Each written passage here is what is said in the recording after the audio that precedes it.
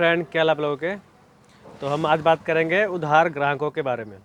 बहुत ऐसे ग्राहक होते हैं उधार जो लेके जाते हैं। जब आप अपने एरिया में शॉप वगैरह खोलते हैं तो ये शॉप ही होती है उधार पे काम करने की।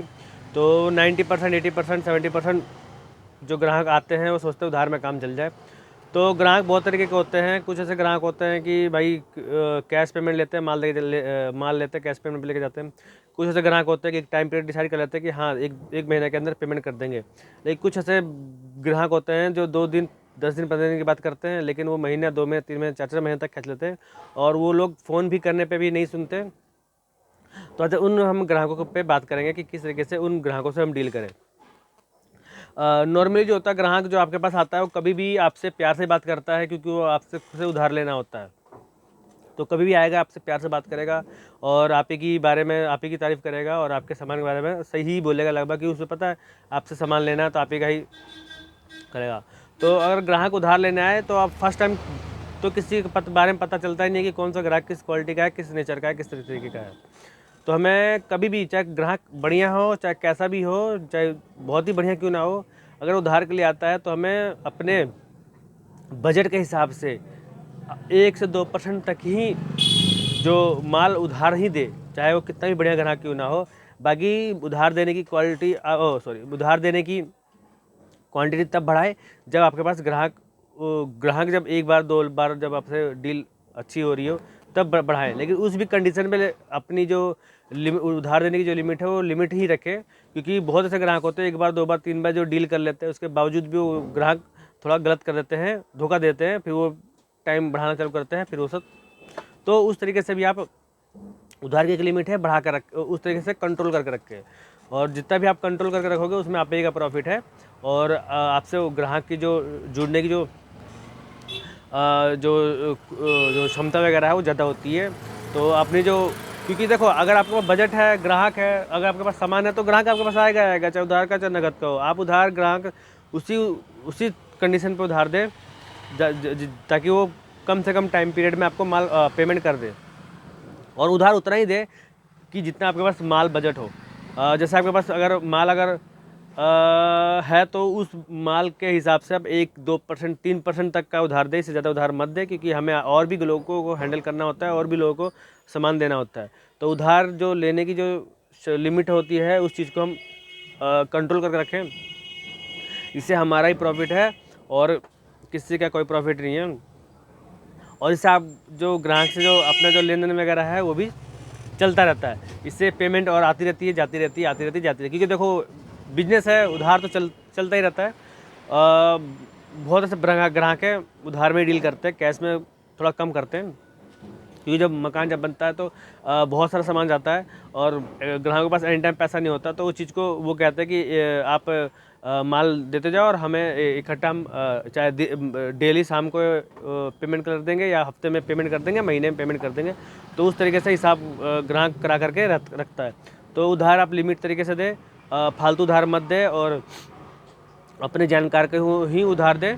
और दूर के ग्राहक हैं उन लोगों को उधार देने से बचें, क्योंकि दूर के जो ग्राहक होते हैं उनको उधार देने से का मतलब ये होता है कि आप, अगर बहुत ऐसे ग्राहक होते हैं जो ठीक होते हैं, जेन्युइन होते हैं, तो उनके लिए तो बात अलग है, आप देकर दे लेंगे। बहुत ऐसे ग्राहक होते हैं जो दौड़ाते हैं और अपना काम छोड़ करके आप उनके चक्कर काटोगे तो उससे कोई फ़ायदा नहीं है, कुछ नहीं मिलता। बच्ची कुची जो होती है पेमेंट अपनी फंस जाती है, इससे ज़्यादा कुछ नहीं होता। तो आप जब भी ग्राहकों को सामान वगैरह दें तो सोच समझ के दें। उधार की जो लिमिटेशन वगैरह है कम से कम करें, 2 से 3% तक ये लिमिट रखें, इससे ज़्यादा लिमिट मत रखें। क्योंकि अगर लॉस भी होता है तो 2 से 3% तक ग्राहक आपका लेके भी जाता है, तो उसमें से 1-8% पेमेंट करा देगा तो ज़्यादा नुकसान नहीं होगा। इसलिए आप उधार लिमिट में दें, फालतू उधार किसी को ना दें। और अपनी जो, क्योंकि देखो अगर ज़्यादा ये नहीं है कि उधार देने से ग्राहक दुकानदारी चलती है, ज़्यादा उधार देने से दुकानदारी ख़राब होती है।